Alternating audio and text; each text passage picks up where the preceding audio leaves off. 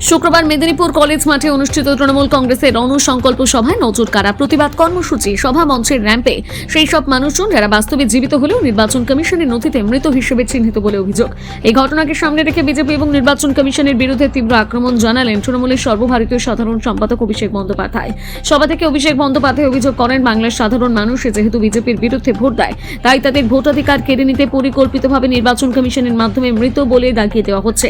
তিনি বলেন, যারা আজ এই মঞ্চে আমার সঙ্গে দাঁড়িয়ে আছে তারা সবাই জীবিত, কিন্তু বিজেপির দালাল নির্বাচন কমিশনের চোখে ছানি পড়েছে, তাই এদেরকে জীবিত থাকার কারণে মৃত বলে ঘোষণা করেছে। এটাই আজকের ভারতের গণতন্ত্র। অভিষেকের আরও অভিযোগ, বিজেপি এবং নির্বাচন কমিশনের যৌথ চক্রান্তে বাংলার ভোটারদের অপমান করা হচ্ছে এবং ভোটার তালিকা থেকে নাম বাদ দেওয়ার মাধ্যমে নির্বাচনী প্রক্রিয়াকে প্রভাবিত করার চেষ্টা চলছে। এই ঘটনার মাধ্যমে সেই চক্রান্তের প্রমাণ আপনাদের সামনে তুলে দিলাম।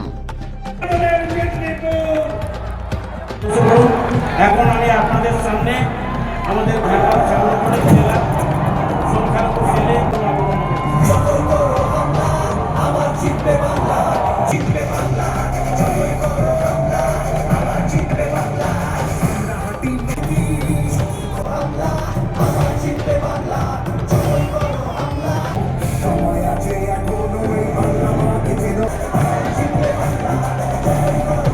একজনের নাম বিজয় মালি, একজনের নাম মঙ্গলি মান্ডি, আর একজনের নাম আপনার নাম বলুন, আপনার নাম বলুন, আপনার নামও মঙ্গলি মান্ডি, আপনার নাম বলুন। বিজয় মালি, মঙ্গলি মান্ডি, দেখতে পাচ্ছেন? সবাই দেখতে পাচ্ছেন? নামা একা দেখছেন? আমার সাথে তিনজন দেখতে পাচ্ছেন? জ্ঞানেশ কুমার অমিত শাহ দেখতে পাচ্ছেন, বিজেপি দেখতে পাচ্ছেন, কি সংবাদ মাধ্যমের প্রতিনিধিরা দেখতে পাচ্ছেন? আজকে আমাদের ছবিটা না দেখে এই তিনজনের ছবি দেখা, তাহলে কত নিরপেক্ষ সংবাদ মাধ্যম আমরা বুঝতে পারি। দেখান, হবে না, ভিড়ের ছবি দেখাতে হবে না, এই তিনজন মানুষকে দেখা, জীবিত মানুষকে, জলজ্যান্ত মানুষকে দেখিয়ে দিচ্ছে ডেড, মৃত। মানে মানুষ নিজের ভোটটুকু দেবে না। বড় বড় ভাষণ, যারা মারা গেছে কারোর বাড়িতে গিয়ে একবার খোঁজ নিয়েছে?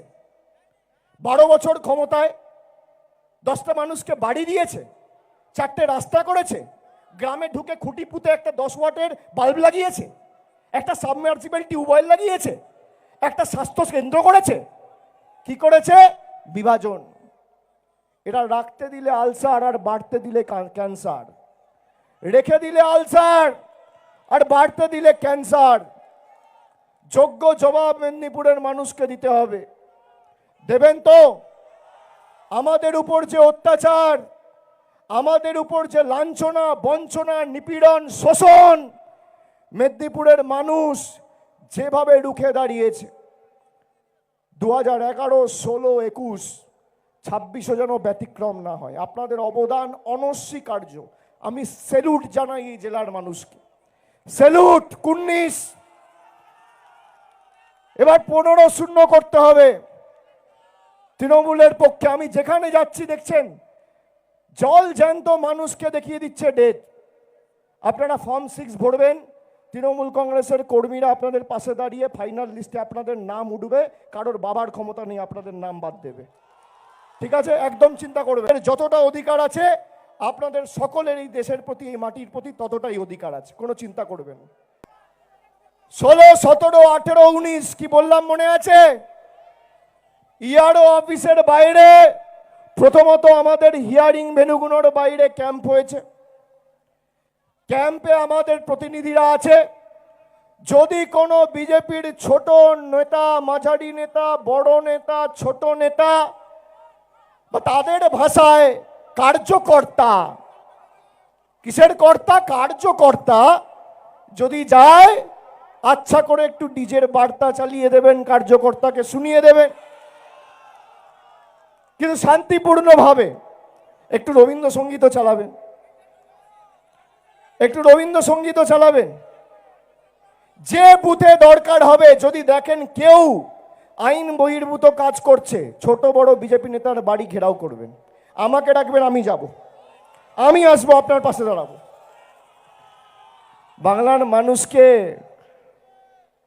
ভোটাধিকার কেড়ে নেওয়ার ষড়যন্ত্র বাংলার মানুষের। আগে জলের টাকা বন্ধ করতো, বাড়ির টাকা বন্ধ করতো, এখন ভোট দিতেও দেবে না। মানুষ ভোট দিয়ে সরকার নির্বাচিত করত, সরকার এখন বেছে নিচ্ছে ভোটকে দেবে। আপনি ভাবুন, আমাদের বিভিন্ন জায়গায় যেভাবে বিজেপি শাসিত রাজ্যগুলোতে একের পর এক বাংলার, আজকেও আমি খবর পেলাম, জানেন, কাঁথির একটা ছেলেকে 10-12 জন পরিবার, তার মধ্যে কাঁথির একজন রয়েছে, দক্ষিণ 24 পরগনার একজন রয়েছে, তাদেরকে বাংলাদেশি বলে বাংলাদেশে পাঠিয়ে দিয়েছে। আমরা এদেরকে ছাড়বো? 70 বছর 80 বছর পরে বাঙালিকে লাইনে দাঁড়িয়ে ফর্ম ফিল আপ করে তাদের পরিচয় দিতে হবে? তোমাকে দিতে হবে বাঙালির পরিচয়? বাঙালির পরিচয় ভারতীয় হিসেবে প্রমাণ করতে হবে এই মাটিতে 70, 80 বছর, 100 বছর, 150 বছর থাকার পরে? আরে এই মাটি ব্রিটিশকে তাড়িয়েছিল 1905 সালে। লর্ড কার্জন বঙ্গভঙ্গ করতে এসে ল্যাজ তুলে 1911 সালে দিল্লি পালিয়েছিল। অমিত শাহ, নরেন্দ্র মোদী তো কোন ছাড়। যারা বঙ্গভঙ্গ করতে পারেনি তারা বাংলা ছেড়ে দেশ ছেড়ে পালিয়েছিল। আর আমরা আর যাই হোক বশ্যতা স্বীকার করব না। প্রয়োজনে দেব মোরা এক নদী রক্ত, হোক না পথের বাঁধা প্রস্তুর শক্ত। অবিরাম লড়াইয়ের চির সংঘর্ষে একদিন সে পাহাড় টলবেই, মানুষের সংগ্রাম চলবেই। আমি আপনাদের সামনে দাঁড়িয়ে আজকে বাংলার মানুষকে আশ্বস্ত করে বলছি, কেউ চিন্তা করবেন না, আমরা আছি। কারণ ভোটাধিকার তালিকা থেকে কারোর নাম ভোটের তালিকা থেকে বাদ যাবে না। ভোটাধিকার আপনার অধিকার, আপনারই থাকবে, কেউ কেড়ে নিতে পারবে না। আপনাদের আমাদের কর্মীরা আছে, যদি কেড়ে নেয় যে করে হোক, আইনি ব্যবস্থা নেওয়া হোক, রাজনৈতিক লড়াই হোক, বা দিল্লি চলো ডাক হোক, তৃণমূল কংগ্রেস দরকার হলে যা করণীয় আগামী দিন তাই করবে, কিন্তু মানুষ যাতে বিভ্রান্ত না হয়।